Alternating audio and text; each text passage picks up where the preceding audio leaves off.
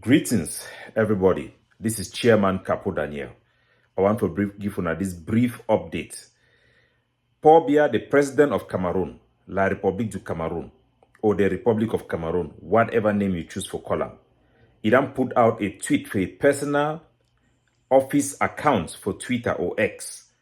I think when I see the tweet, it talk about Archbishop Paul Richard, where na the envoyé spécial, na the envoyé, the secretary of the Vatican, the secretary for relationship with states and international organization.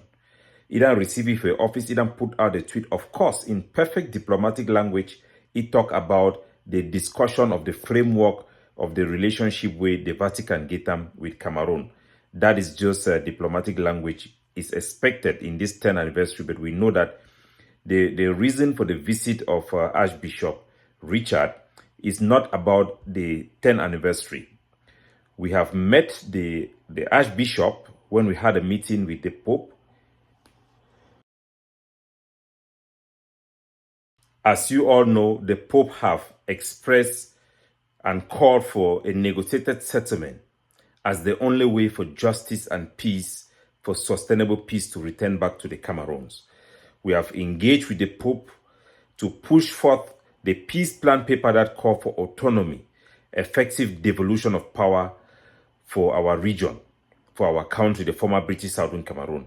And we'll be very happy to say the Archbishop Paul Richard, he never just be received by the top delegate for Cameroon, a working delegate for the with Minister Mbela, but Paul Biya Sesep Idan receive. For 8 years now, this country has been living a situation of extreme violence in a socio-political crisis in the northwest and southwest regions. And we want to tell our people and say this one I hope say we fit finally get a breakthrough. This unprecedented high-level engagement by the Cameroon government, I think it can take a lot of those dogs of war within a regime by surprise. Ngala Gerard Idenana for village de Sige Save with Moja. Padia Sanga, he then reach out for me, talk about what way did he always talk am. Say they go send on later than whatsoever. What I go tell them, as you see them, they confused and say, what population no be a prey, no be grumby where their dog he don't catch and put them for their mob. They don't call for the attack of our communities. They don't justify and cover up Cameroon their war crimes on the ground.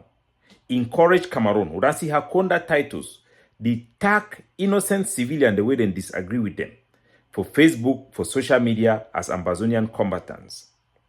We don't see how they don't call for collective punishment for our people, misuse and continue for engineer their so-called DDR boys, for steam and generate fighting for this war where it leads to death of everybody on both sides. A classic example, now wait they be doing for inside Nkambe. We conduct titles here and the mayor for Nkambe, we Ngala their sponsor. Their network of boy them plan bomb in the middle of 11 February because we want for blame and send an Ambazonian fighter and carry out that attack for maintain the war. War is not a permanent job.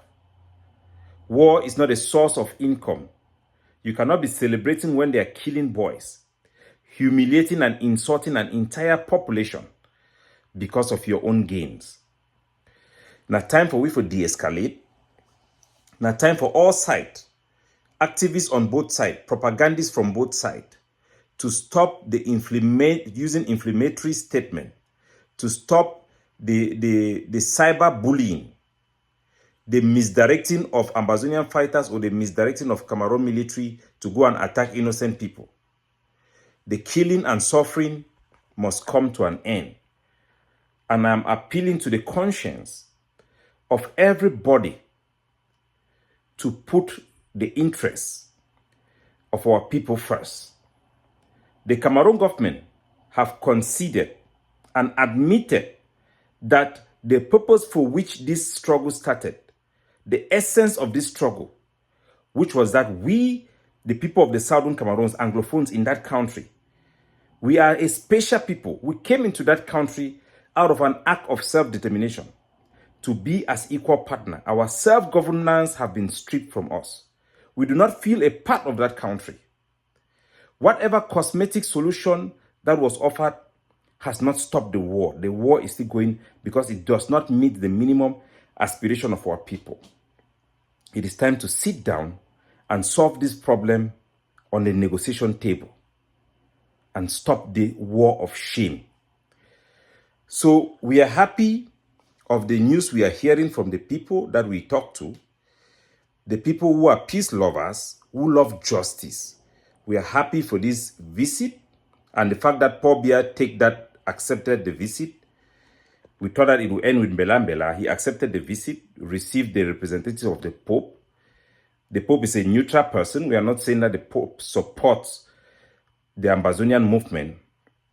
We are just simply saying that we want to encourage our people that we are pushing their plights to the highest level. The authorities of that country are listening. It is reckless to start a war, but it is courage to end one.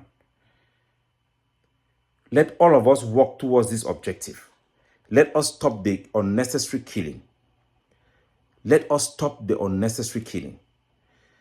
So far, we have seen Cameroon government making good of their promise to stop collective punishment. Even though we have seen Kale here and there, I must acknowledge that, but the burning of villages have stopped. You can all testify with me. They have stopped burning villages even when their military men are killed. The problem we are having now is our own people who go after our own civilians to kidnap for ransom and do other things and are being used actively in this petrol deal that the ADF has brought to us and many other mafia that are happening on the ground.